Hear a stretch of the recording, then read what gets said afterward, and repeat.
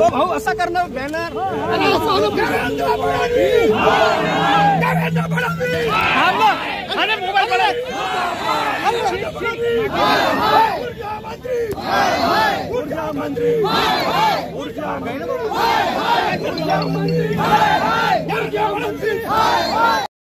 नागपुर में आज महावितरण के बिजली prepaid meter के खिलाफ विभिन्न संगठनों की नागरिक संघर्ष समिति का गठन किया गया था।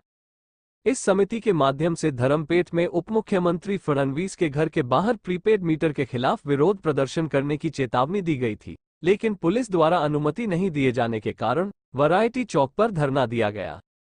संघर्ष समिति में जय विदर्भ पार्टी समेत विभिन्न संगठन इस आंदोलन में शामिल हुए। इस दौरान ऊर्जा मंत्री देवेंद्र फडणवीस का पुतला जलाया गया है और नए मीटर का विरोध किया गया। इस आंदोलन में नरेश निमजे, मुकेश मासुरकर, राजेंद्र सती, ज्योति खांडेकर, अमोल सकूरे, नौशाद हुसैन, अरविंद चिंचखेड़े, गणेश शर्मा, प्रशांत जयकुमार और माधुरी चौहान उपस्थित थे।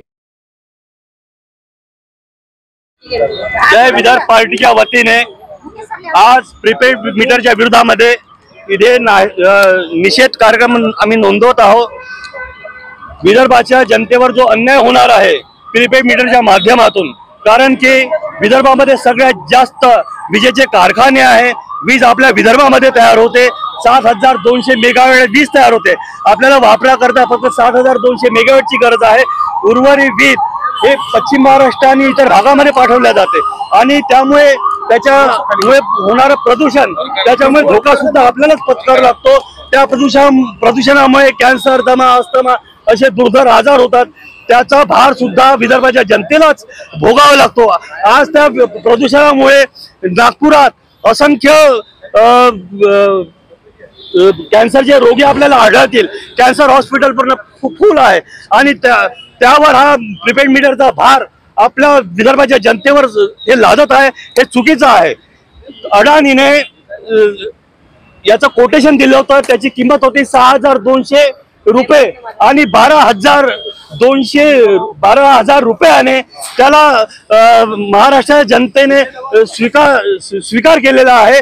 म्हणजे हे 6000 रुपयाने प्रति मीटर विदर्भाच्या जनतेची लूट होणार आहे। त्याचा आम्ही इथे निषेध नोंदवत आहोत।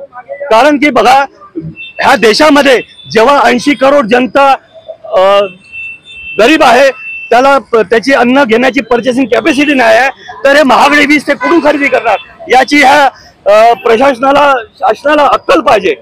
आणि गरीब जनता असून सुद्धा इथले कास्तकार आत्महत्या करून असं नेहमी त्याची आत्महत्या सुरू असताना सुद्धा हा भार प्रीपेड मीटरच्या माध्यमातून त्याच्यावर लादला गेलेला आहे।